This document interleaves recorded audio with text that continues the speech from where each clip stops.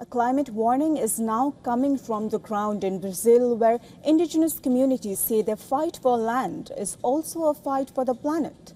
Thousands of indigenous protesters marched through the capital, Brasilia, accusing corporations of encroaching on protected lands through farming, logging and mining projects.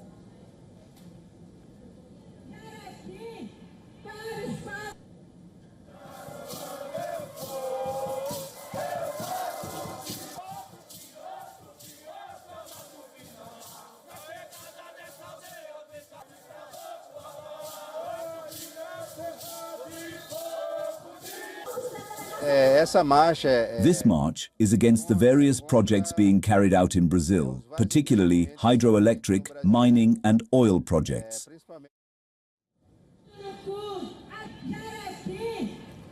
At the heart of the protest is the Amazon rainforest, which is a critical global carbon sink that helps regulate the Earth's climate. The march is part of the annual Free Land Encampment. It is Brazil's largest indigenous mobilization, bringing together around 7,000 people from over 200 groups.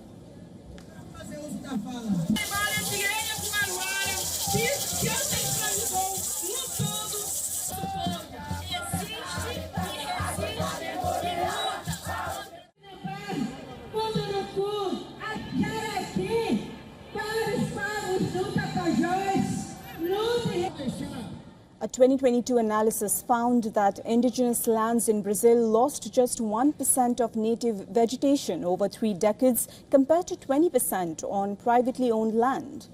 However, protesters say illegal mining, logging and land invasions are increasing and fueling conflict as well as environmental destruction. Recent violence linked to land disputes has only heightened such tensions.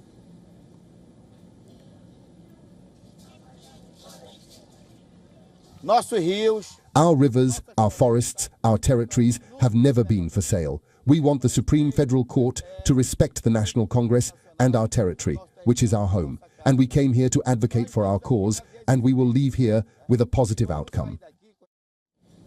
Now, there's also political pressure building as President Da Silva has pledged to protect indigenous rights and curb deforestation. His government has recognized new territories and reported a drop in forest loss. But activists say those efforts are being undermined by continued support for oil projects and by resistance in Congress, where agribusiness interests remain very powerful.